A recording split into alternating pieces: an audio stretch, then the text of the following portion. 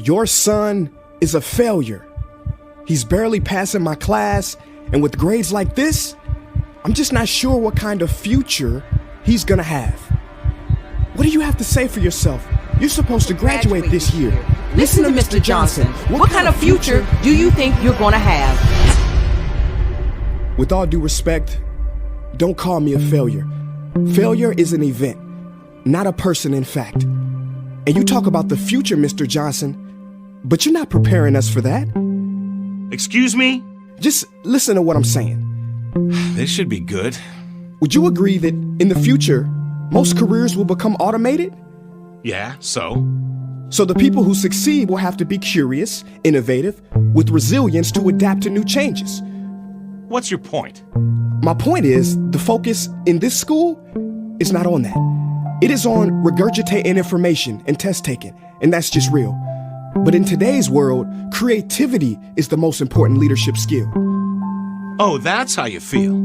You don't have to believe me, but maybe you will believe the 1,500 executives who recently said creativity is the most important leadership skill.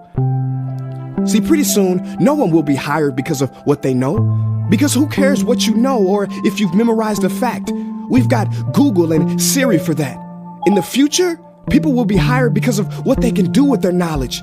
Can they creatively solve real-world problems, not just follow instructions or directions and bubble in multiple choice questions?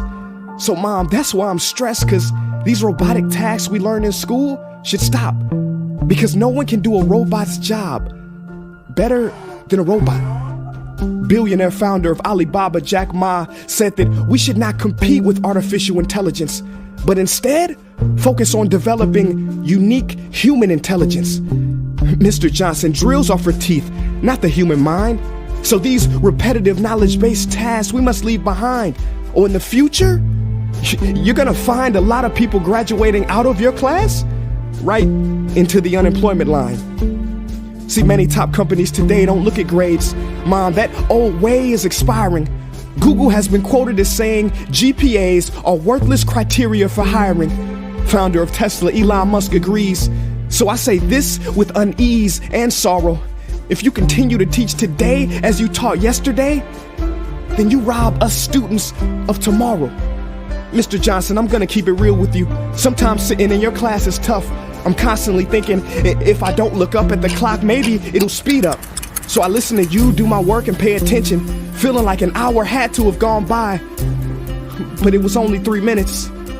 So if you wonder why we're bored in class, look, you wanna get a kid to hate reading? Give them this, a school textbook. And some people think it's our fault, and that hurts me. They say you can lead a horse to water, but you can't make him drink. And to that I say no. Firstly, you can put salt in that horse's hay and make him thirsty. And if you bring joy in your classroom, you can make any bad student nerdy. As he or she discovers the beauty of truly learning. Mr. Johnson, I mean no disrespect. You have the most important job on this planet. You build, create, and save lives.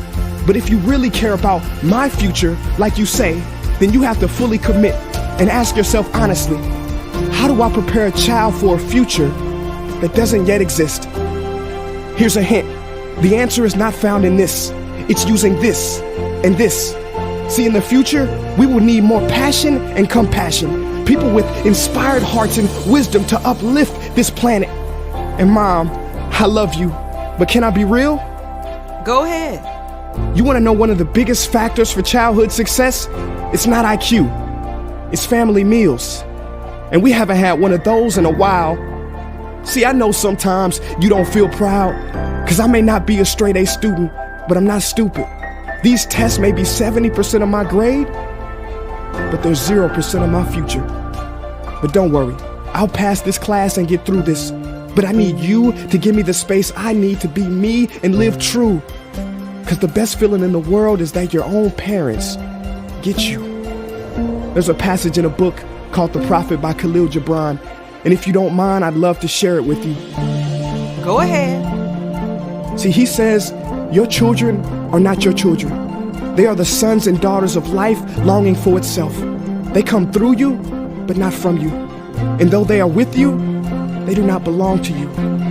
You may give them your love, but not your thoughts, for they have their own thoughts.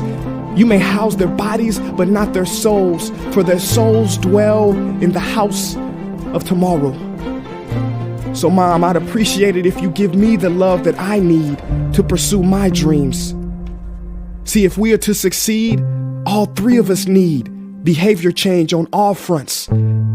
We talk about the future, but the future is now, and it is created now by all of us. I've never heard you speak like that before. Yeah, I didn't know. But I'm going to reach out to administration and try to change some things. You have my word.